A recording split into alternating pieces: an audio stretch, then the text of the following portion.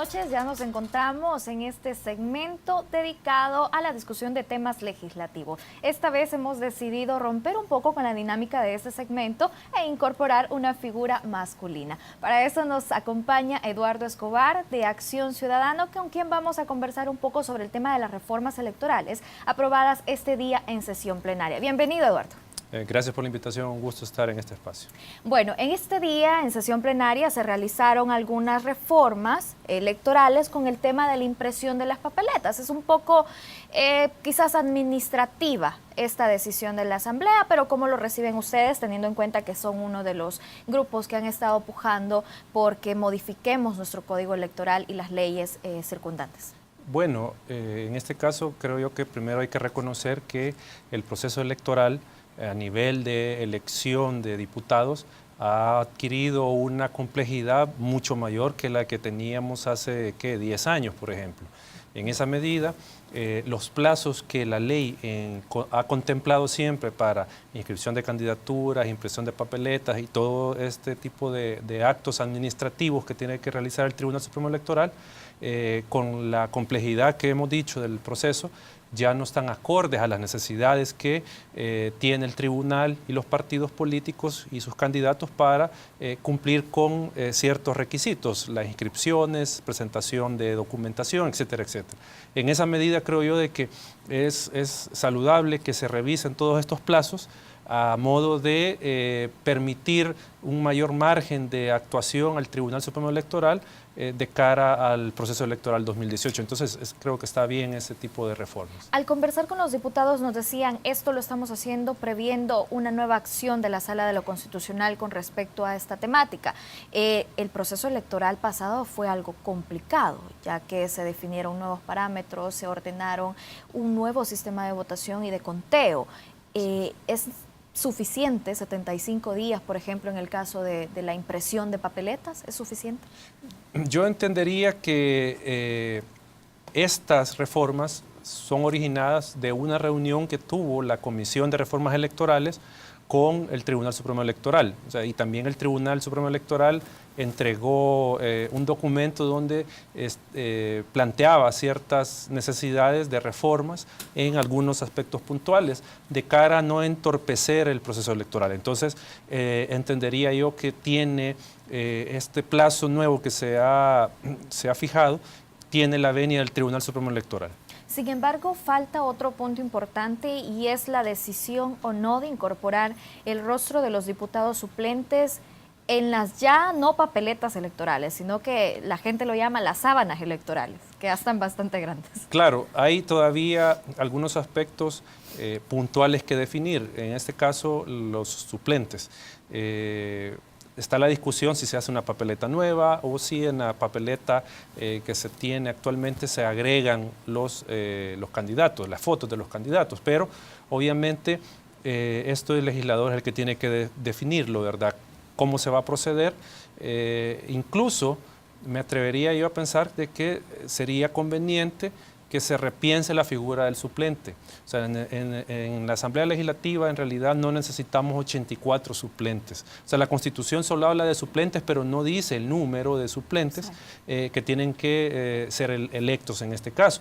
Entonces, yo pienso de que podría ser factible, para no complicar más la elección, que cada grupo parlamentario, por ejemplo, proponga por circunscripción, por mencionar una cifra, 5 o 3 diputados suplentes y que tengamos en total por fracción legislativa unos 10 suplentes. O sea, en esa medida se tiene aquellas personas que van a suplir al diputado propietario en caso de que falte, ¿verdad? Y son electas, y en esa medida no alteramos demasiado la papeleta, no la incrementamos en tamaño ni tampoco tenemos otra papeleta extra, que eso podría complicar la elección. Entonces, tendría la Asamblea que valorar otras alternativas y otras salidas a este Teniendo caso. en cuenta que también la figura del suplente representa un gasto para la Asamblea, porque hay que cancelarle por suplir al diputado propietario. Y si nosotros revisamos las plenarias, no tenemos llamamientos más allá de 10 o 12, tal vez a lo sumo, en algunos casos, de diputados suplentes. Incluso hay casos donde no hay suplentes y se vota con los propietarios que están, o sea, no se llama suplente. Entonces, por eso digo, hay que repensar si son necesarios 84 diputados suplentes. Yo creo que con 20 en total podríamos tener cubierto las ausencias de los diputados propietarios. Pero el hecho de que no lleguen a plenaria y ejerzan el voto y sustituyan al diputado propietario tampoco se descarta, ¿no?, que generan un gasto a la Asamblea, porque muchos de ellos, y se ventiló este año, que tienen cargos de asesores, por ejemplo. Sí, obviamente reciben un salario por ejercer la función de asesores, pero ellos ganan como diputados solo cuando están en el curul, cuando están ejerciendo la diputación, cuando asisten a las comisiones, por ejemplo, ya que el propietario está inhabilitado, incapacitado o no está en el país para acudir a estas reuniones. Pero obviamente creo que 60 o 70 de los diputados suplentes tienen plaza como asesores en la Asamblea Legislativa. Entonces, por eso digo yo, siempre tiene un costo tener los suplentes y dada la situación del país y que la Constitución no exige 84, había que repensar ese número de diputados suplentes. A ver, pero en el caso de definir un nuevo rol o cambiar esta figura del suplente sería una reforma constitucional, ¿no? No necesitan. Como le digo, la Constitución habla de diputados suplentes, pero no dice... Pero sí ejerce las funciones de ese diputado suplente. Claro, o sea, obviamente cuando hay ausencia del propietario, el suplente es el que toma la atribución constitucional de legislar y todas las demás funciones del diputado. Pero en este caso no necesitamos una reforma constitucional, sino que una reforma al Código Electoral, al Código Electoral, definiendo de que serán electos 20 suplentes, por mencionar una cifra, y en esa medida se facilita hacer este cambio de la forma de elección de los suplentes. Insisto, no necesitamos 84 diputados, o sea, suplentes. Nunca se ha dado el caso de que los 84 suplan a los 84 propietarios. O sea, eso sería un caso extremo de alguna inhabilitación de los 84, que sí se necesitan 84 nuevos. Pero si uno revisa las suplencias en las diferentes plenarias, no pasan que de 10 a lo sumo. O sea, insisto, no es la necesidad de los 84 diputados suplentes. Este año, con la resolución de la Sala de lo Constitucional que eliminó la figura del suplente, pues se generó bastante inconformidad en la Asamblea, al punto de decir no podemos realizar sesión plenaria, no podemos realizar reunión de comisión, porque no hay suplentes, porque no damos abasto y porque tenemos demasiado trabajo. ¿Cómo evalúan ustedes este tipo de comportamientos dentro del Parlamento? Bueno, en primer lugar, creo que hay que señalar que la Sala no eliminó la figura del suplente, o sea, porque es una figura constitucional. Lo que hizo fue inhabilitar a las personas que presuntamente habían sido electas para ejercer la diputación. Para este periodo legislativo. Exacto, para este periodo. Ya a partir de 2018 o 2021, aquellos que resultaren electos como suplentes van a tener esa calidad de diputados suplentes. Obviamente, la reacción de la Asamblea Legislativa es entendible, pero no justificable ni aceptable, ¿verdad? Obviamente, no fue lo correcto haber, por ejemplo, suspendido la sesión plenaria después de la sentencia, porque recuérdese que no hubo sesión plenaria, incluso algunas comisiones fueron suspendidas también. En esa medida fue una reacción desproporcionada y que más respondía a un berrinche del legislativo ante la resolución. Y esto lo digo porque de ninguna manera la resolución afectó o afecta el normal funcionamiento del órgano legislativo. Recordemos que la Constitución plantea el quórum para que sesione válidamente la Asamblea Legislativa, que es de 43 diputados. También establece el número de votos mínimos para aprobar, reformar o derogar una ley. También establece otras cuotas de votos de diputados para elegir funcionarios como fiscal, corte, o sea, y en esa medida no se inhabilitaron a ninguno de los 84 diputados propietarios, o sea, siempre había la cantidad suficiente de diputados para realizar la función legislativa. Pero no es un tanto contradictorio que la sala pues decidiera, después de tanto tiempo que han ejercido y que se ha validado la elección de un diputado suplente como tal, y más cuando se había ya ratificado la ampliación de periodos legislativos. ¿No es un poco contradictorio? ¿Se salió al paso rápidamente? ¿O era quizás una resolución que ya se tenía guardada esperando el momento de la ratificación y ampliación de periodos? Bueno, creo yo que hay que señalar algo. La Sala de lo Constitucional responde a las demandas que cualquier ciudadano interpone. Nunca, que yo sepa, nadie había impugnado la existencia de los diputados suplentes. Hubo un caso donde se conoció por la vía del amparo de la suplencia de un diputado, que si le correspondía el de la misma circunscripción o no, ¿verdad? Pero nunca se había dado este caso. Entonces, en esa medida, la sala no puede de oficio iniciar un proceso de inconstitucionalidad, en este caso contra los diputados suplentes. Obviamente, esta declaratoria de inconstitucionalidad estaba aparejada con la aprobación de los 900 millones en bonos que la Asamblea aprobó con un fraude a la Constitución, porque eso es lo que sucedió, un fraude a la Constitución al utilizar de forma indebida la figura de la suplencia. Y eso dio pie para que la Sala de lo Constitucional entrara al análisis del funcionamiento y la dinámica legislativa sobre los suplentes. Entonces, creo yo de que no hay contradicción, o sea, la Sala resolvió en los plazos o en los términos que tenía a partir de la demanda y al final recordemos que es un organismo colegiado también. Si no están los 4 votos, pues no se puede resolver, o sea, no puede haber sentencia, no puede haber una resolución de cualquier tipo en los procesos de inconstitucionalidad si no hay 4. Entonces, lo digo porque se menciona que mucho se tardó en resolver este caso, pero si no habían 4 votos, eso era complicado de resolver. Ok, bueno, con esta valoración nos vamos al primer corte. Al volver vamos a hablar un poco sobre el tema de los financiamientos de los partidos políticos y el cumplimiento de la resolución del Instituto de Acceso a la Información Pública. Vamos y volvemos.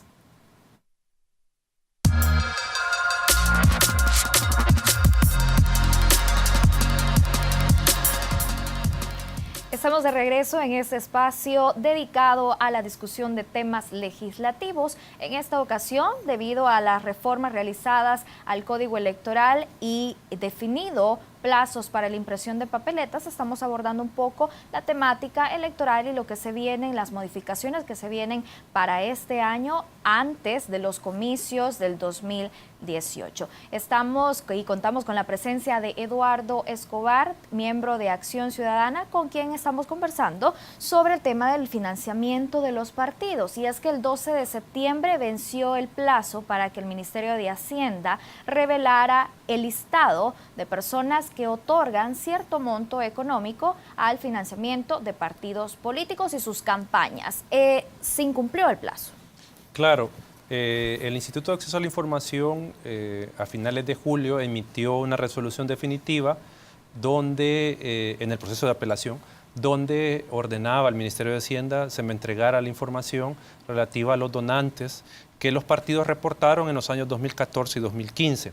Junto con los formularios que los partidos mes con mes envían al Ministerio de Hacienda para efectos de las deducciones de impuestos por haber donado, ¿verdad?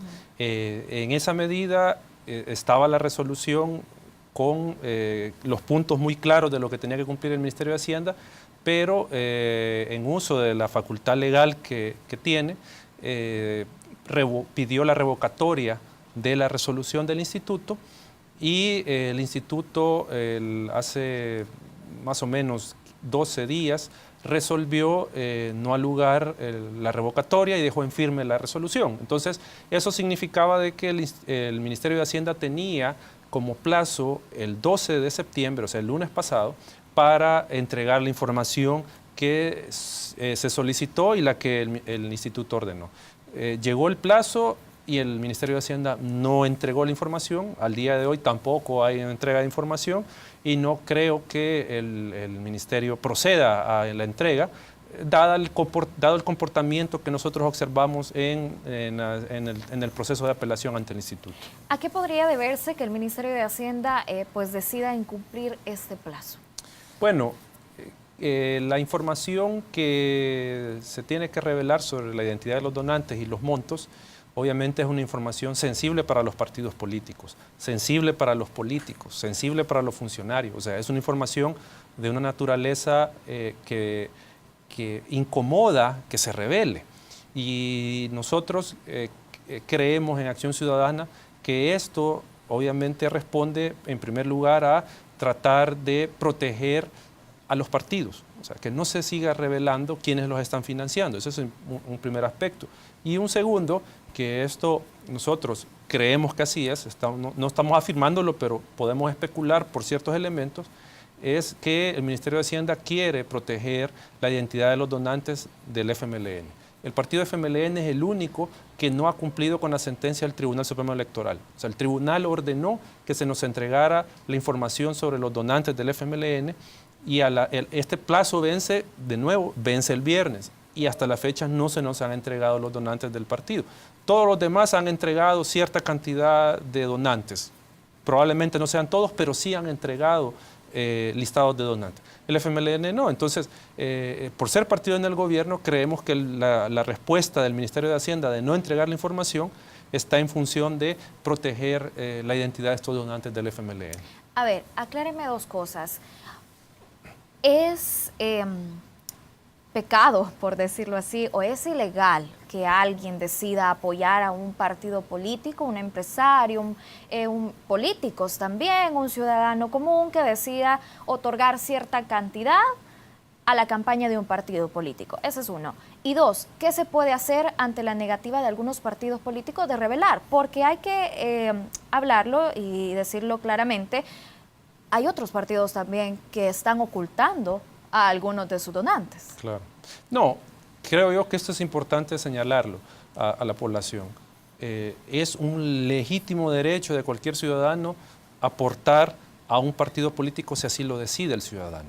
O sea, y esa es parte de la contribución de la ciudadanía al sostenimiento de la democracia. Sin partidos políticos la democracia sería difícil de ejercer, nuestra democracia representativa, y en esa medida necesitamos tener partidos políticos, pero obviamente partidos democráticos y transparentes. Y en esa medida, para el funcionamiento de los partidos, para que puedan proponer candidatos, para que puedan elaborar programas de gobierno, programas legislativos, se necesitan de recursos para competir en un proceso electoral y obtener una victoria electoral representada en, por ejemplo, obtener la presidencia o obtener cuotas de poder a nivel legislativo o municipal. Pero, obviamente, esa donación tiene que tener o tiene que estar sujeta a una serie de controles. O sea, porque no es una donación que hago yo, por ejemplo, a una entidad de caridad, sino que yo estoy donando a una institución que tiene por finalidad obtener poder y ejercer poder político. Entonces, en esa medida hay que controlarla.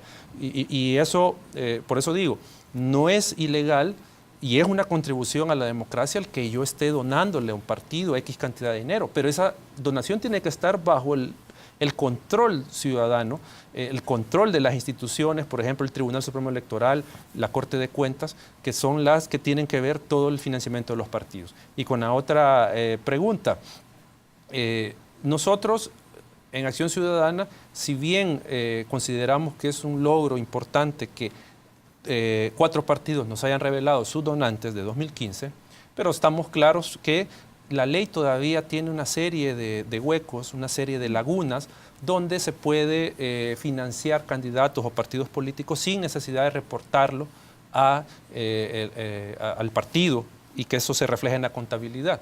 Sabemos de candidatos que han financiado su campaña y que eso no lo reportaron al partido, sino que es una cuenta extra que no se reporta. Pero aquí, obviamente, eso sucede porque no hay un control efectivo de la autoridad electoral. O sea, el Tribunal Electoral, por falta de voluntad, por falta de capacidad, no puede entrar a auditar o no quiere entrar a auditar este tipo de cosas. Entonces tenemos filtraciones por todos lados de dinero y obviamente hay donantes que no aparecen en esos listados oficiales. ¿Y cuál es el temor de los donantes en decir, sí, estoy apoyando un partido político? Bueno, yo no he hablado con un donante en particular para que me diga, mira, a mí me afecta que revelen la información por esto. Lo único que tenemos de opinión sobre por qué no se debe de revelar la identidad de los donantes es las palabras que los mismos políticos han dicho. Que van a ser sujetos de extorsión, que si son empleados públicos pueden y le donan al partido de oposición, pueden ser despedidos, etcétera, etcétera. Ese tipo de excusas. Entonces, obviamente, en el fondo de esto, y no me canso de repetirlo, en cuanto espacio tengo para decirlo, el tema acá es que quienes no quieren revelar esta información, ya sean los donantes o los partidos, es porque se revelaría la relación entre el dinero y la política. Y ese es el punto. O sea, se revela eso. Y esa relación es histórica. No claro, estamos hablando de algo nuevo. Claro, claro. Y muchas veces esa relación es nociva para la democracia porque yo financié a un partido, adquiero más poder y tengo más incidencia en el tipo de decisiones políticas que va a tomar ese partido político una vez ocupe los cargos o las cuotas de poder que le corresponden. Entonces, hay gente que menciona incluso que con la incorporación o la llegada del FMLN al gobierno, pues se han tenido que llegar a un punto donde tienen que negociar con los que verdaderamente tienen el poder en el país. Y estamos hablando de empresarios, estamos hablando pues de la clase que logró obtener ciertas riquezas en nuestro país desde los años de Cristiani, claro, con la privatización. ¿Es esto así? ¿Se percibe así? Claro, es que eso no podemos negar que los que financian campañas, pero estamos hablando de aquellos que aportan cantidades millonarias o miles de dólares a las campañas, no el que dona $200, ¿verdad? No, estamos hablando de aquellos de los grandes financistas. Obviamente ellos, más allá de que podemos decir que es por contribuir a la democracia, pero ellos tienen un interés de por medio a la hora de hacer la donación.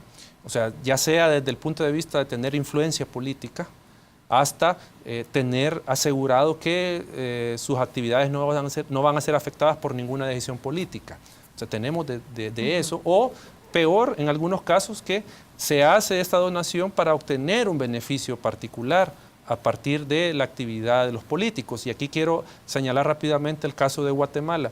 Allá habían 2 empresas de televisión que donaron al expresidente Otto Pérez Molina, le donaron en su campaña 17 millones de quetzales. Pero uno puede decir, bueno, son más de $2 millones, una cantidad importante de dinero. Pero no fue gasto, fue una inversión. ¿Por qué? Porque una vez Otto Pérez Molina se convirtió en presidente, el 60-70% de la pauta publicitaria del gobierno se la dio a esos 2 canales. Y eso le representó ingresos a estos 2 canales combinados de 200 millones de quetzales. O sea, hubo una inversión y un retorno directo exagerado a partir del financiamiento. Entonces, ¿qué es lo que quiero decir? El financiamiento en muchas ocasiones se convierte en el caballo de Troya para la corrupción, para tomarse las instituciones del Estado y para beneficiar a particulares. Entonces, por eso es que tenemos que tener un control más estricto sobre las finanzas de los partidos. Más allá de las actividades ilícitas que podrían estarse generando a través del financiamiento de los partidos políticos, puede ser que exista un grupo de financistas, por ejemplo, que decidan apoyar a más de un partido político. Ya estamos hablando de los 2 partidos principales, Arena, FMLN, y ahora que se está poniendo un poco a la par, el partido Gana. ¿Existiría como esa estrategia de mover las piezas en los 3 partidos políticos para generar desestabilización, por ejemplo? Tal vez no desestabilización, pero con los datos que ya tenemos podemos notar que hay financistas que financian a varios partidos, y eso ya lo tenemos comprobado con la información que nos han dado.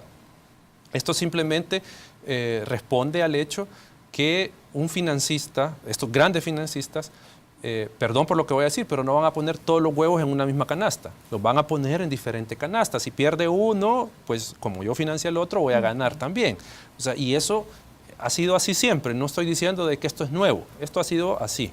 Siempre ha sido así. Financian grandes empresarios, grandes empresas al FMLN y Arena. Así si pierde cualquiera de los dos, pues yo estoy bien porque lo financié.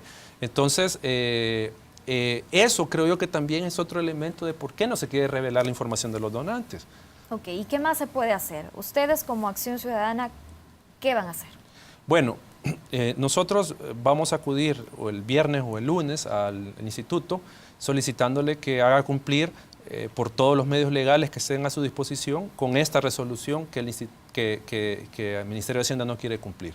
O sea, incluso vamos a pedir si se puede dar parte a la Fiscalía General de la República. Es una resolución. ¿Presentarían ustedes un aviso entonces? Vamos a solicitarlo al instituto, que lo haga, y si el instituto no responde en la medida necesaria para que se cumpla la resolución, pues vamos a ir nosotros a la Fiscalía.